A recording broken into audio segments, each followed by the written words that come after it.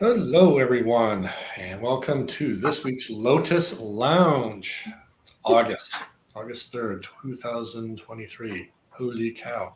So, this week we're kind of doing a little bit of continuation of some major points that are important to us. Um, so, if you saw from the intro what we're doing this week, we're essentially like talking again about the skin, and the skin is basically is part of part of the largest organ of our body. Its health is integral to our immune system and just our overall health. Once again, I'm a testament to that. I had skin problems in the past that are much better now as I learned to take care of things much better with the help of somebody else on the screen. So what we can do to look younger, try to look younger and healthier tomorrow, should be reflected in overall systemic health. This week, we're kind of talking about enemies of the skin. What is an assault on our skin? What are three things that are major components of this? A lot of people are going to think right off the top, it's probably the sun. Well, you can look at it this way, but if you're addressing these three other things that Carrie is going to touch on, it's not as big an issue. So anyway, I'm going to throw it over to our expert, the lovely Carrie Rardinelli. Thank you, Chad. And yes, welcome to the Lotus Lounge. I think what Chad just touched on is extremely interesting because it goes against what we've been taught. And that is that one of the major primary assaults on the skin is the sun. However, each of the factors I'm going to touch on today influences how the sun's rays and your skin interact. Mm-hmm. And so when you address these three things, I promise you are going to get a better response when you are out in the sun.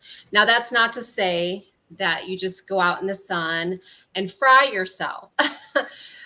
There is a process to it, but it makes a huge, huge difference. And so the first major assault on the skin, and no one is going to be surprised by this, but the major assault is poor diet.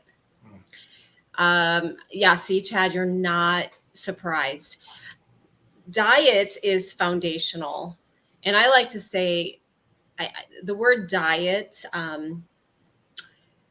in the mind, I think it allows people to think that something is temporary when a diet should be your lifestyle. And in today's world, this modern world we live in, many people follow a diet that is devoid of nutrients. It's a diet that's high in sugar, it's high in refined carbohydrates, it's high in what I call toxic fats. It's high in synthetic ingredients that are either used to enhance the flavor of your foods or preserve your foods. So, we can put out the word, frankenfood, but the takeaway is that this diet is nutrient deficient. And when you follow a nutrient deficient diet long enough, it really does a havoc on your skin and it starts to age your skin quickly.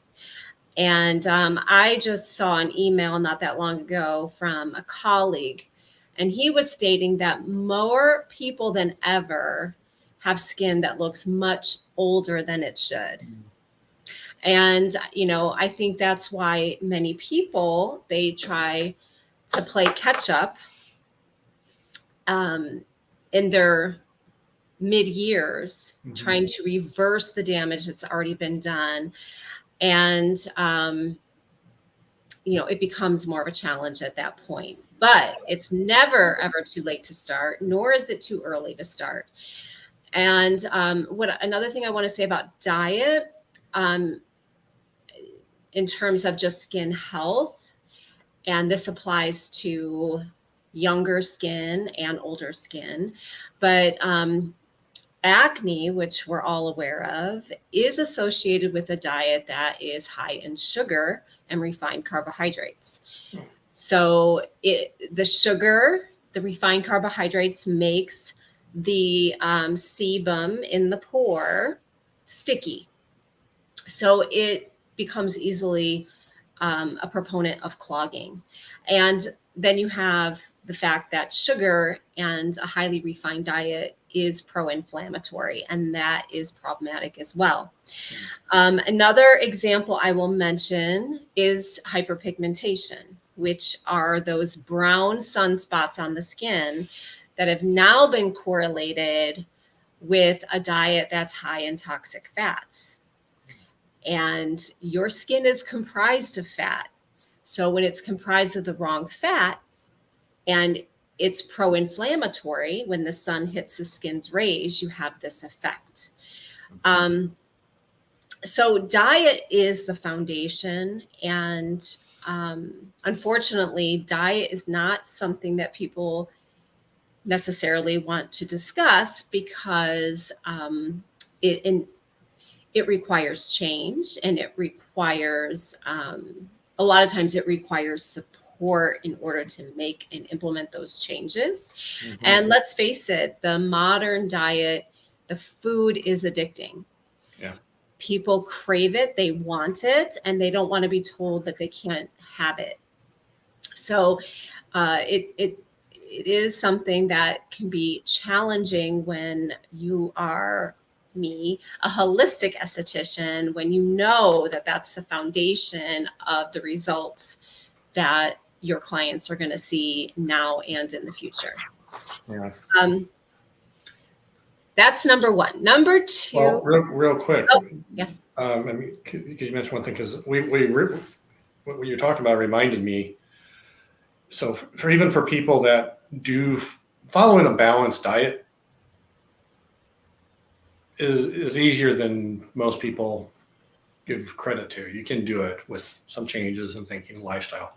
But that said, we're also aware that there's other factors involved too, where with soil depletion and the such, a lot of produce and the such doesn't necessarily contain as much nutrients as it used to.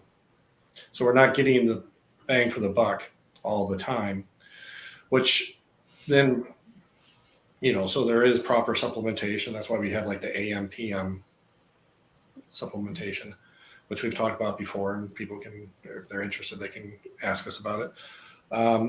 But it's also, I think it also goes to exacerbate the modern diet. So it's getting harder and harder for people who are partially following a balanced diet to get enough nutrients. And so people are chronically deficient. So anyway, it's just, when you said that, it popped in my head. So I'll let you move on the second point here. But you making this point, I just have to mention that it's important for people and maybe to consider, Chad, growing their own food. Yes. And also, like you said, considering supplementation. Yeah. We have our AM and PM. So, yeah.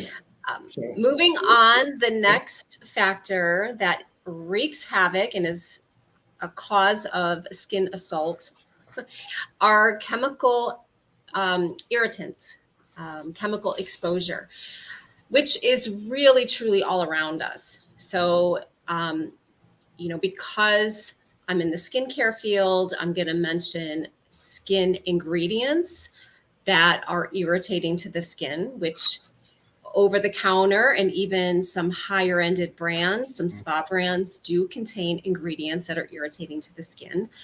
But also your environment inside and outside. So these are,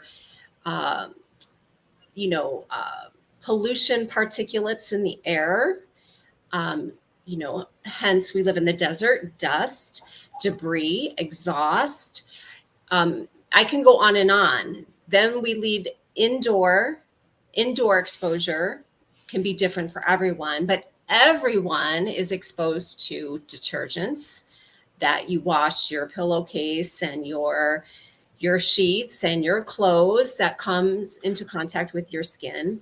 And these chemicals are attributed to contact dermatitis, which I know you're aware of, Chad, because that was one thing the doctor had diagnosed you having.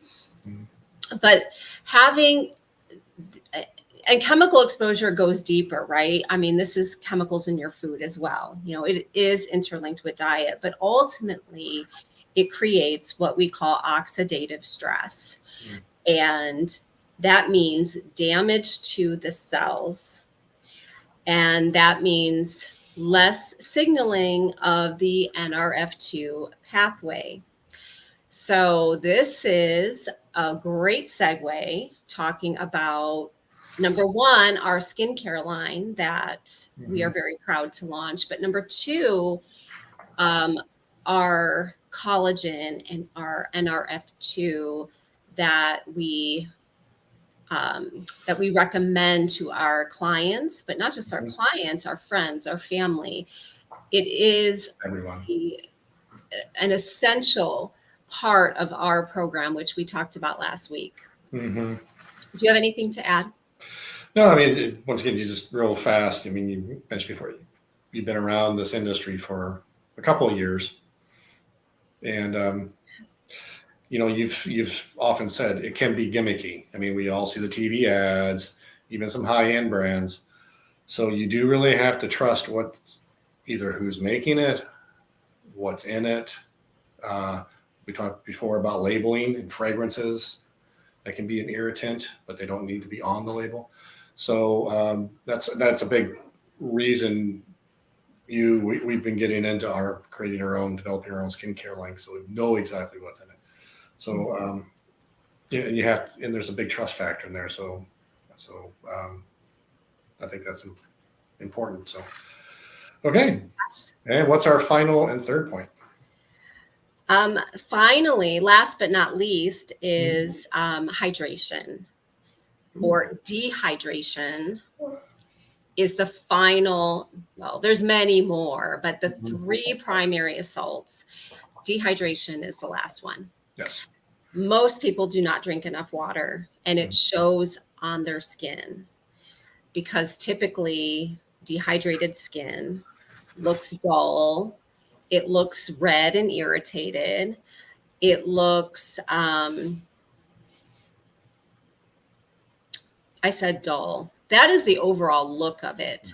But also it looks older than it should. Yes, overall it looks older than it should look. And it is such a simple thing to think about, to drink water, but it's crazy how many people come in to see me for a facial treatment and they, full grown adult, and it says 16 to 30 ounces of water a day. And I'm like, oh my gosh, that is just the starting point of, You're talking about what they say they drink. Yeah, I ask approximately how much water do you drink? And so people have to sit back and reflect, how much water do I drink? And so this is just very common that people don't drink enough water. Yeah. Then secondary to that is, what type of water do you drink? And I could go on for hours about the quality of water. But the piece that usually it's like a red flag for me is if they're drinking distilled or RO water all day long, because distilled in RO water, which RO is reverse osmosis, is devoid of anything. So yeah, there's no toxins, but there's no electrolyte minerals either. No necessary salts, no nothing. And water does not exist like that in nature. So it's basically like processed water, just like our food is processed, just like our skin care products are processed. We live in a processed world. People are processed. So that is usually when people list RO water, I just like to make them aware that it's not balanced water. They need electrolytes. They need the minerals. So then I'll sway them to maybe choose alkaline water, but not alkaline water that's a pH of 9. I mean, just a basic spring water. But if you don't have that available, then yeah, maybe go with an alkaline because there's going to be more minerals present in that water. Well, and there's other little things, tweaks you can do too, like a pinch of mineral. You know, there's some some good water additives. There's some bad too, or put in some lemon or fruit or a pinch of pink salt, mineral salt, not iodized or anything.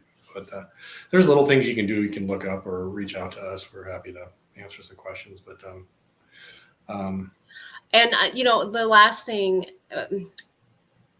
in relation to water, it's important for people to understand that their skin cells are 70% water. Yeah. And so without water, your skin cells are not functioning in a healthy way. Yeah. And then the fat that you eat and the fat that comprises your skin prevents that water loss, which they call transepidermal water loss. Yeah. So you need both water and fat for healthy skin. And even though I'm very aware of I drink enough water, but you should,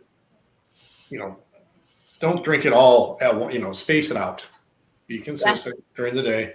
Because I will run into problems in the evening once in a while where I have gone a couple hours without having some. And we live in Arizona. It's hot. It's dry, even if it's a little muggy here. It's very hot right now. Has been. So that's a reminder to me, even if I'm doing things the right way. Be consistent. Do it well. And then, I had to chuckle. That's why I smiled a little bit before. I remember sometime in recent years, we won't say that somebody was like, we're talking about water. I was like, well, what if I don't like water?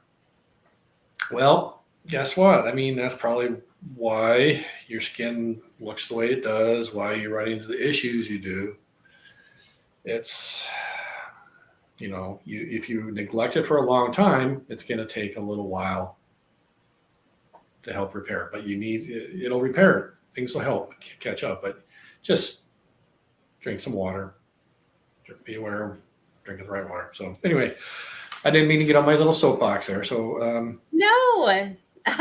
so we did. So we talked about, just to recap real quick. So we said at the front end, people would probably think, oh, the sun is the biggest assault. Well, it can be in some ways, but if you take care of some other things, it'll help mitigate the effects of the sun we don't want. We do need the sun. But if you work on what you're eating, we don't like the term diet, but everybody knows what it is. So if you have some balanced food intake, so it's one, poor diet. Second was chemical exposure. I mean, and that's just talking about everything on the whole. We're bombarded. We're surrounded by all sorts of various factors assaulting us. And then the third thing was dehydration. So, just staying better hydrated and with some quality hydration. So 3 terms: poor diet, chemical exposure, dehydration. Address those things. It'll help with your sun exposure. Well, I'm sorry, Chad. I don't mean to interrupt you. However, if I don't speak now, sometimes it just escapes me. But with the chemical exposure, I just want to mention our Desert Love facial serum and our Desert Love Nopal fruit serum are both formulated to neutralize the effects of environmental stressors, whether it be the sun, pollutants in the air, whatever you're exposed to. Those oils are primary in protecting your skin. And they're oil-based for a reason, because oil-based products really help to prevent that Yeah. moisture loss, and also building up that skin barrier Yeah. to give you better resistance overall. Yeah, and even though Which they're helps your oil-based, immunity. Yeah. It they're helps not overly oily. They're fast absorbing. Mhm. They're fast. One's a little quicker absorbing. One's got a little. Is still fast absorbing. But got a little more oil-based to it. But they're tremendous things, and we'll clearly, I mean, be talking more about those as time goes on, as the line's built out and developed. But they are available on our website right now too, so people can take a look at that, and I'll testify to that. They're great. Everybody that's trying them loves them. So Yes, go to lotusevolutions.com and click on shop, and that left-hand column, shop Evolve Organic Skincare. Yep, that's great. So anyway, okay, well, let's wrap up for this week. If anybody's got questions, once again, the website just mentioned, reach out to us on Facebook, message us or whatnot, but we're here to help. And otherwise, we'll see you next week. Thank you, everybody. See you next week. Bye, everyone. And that's our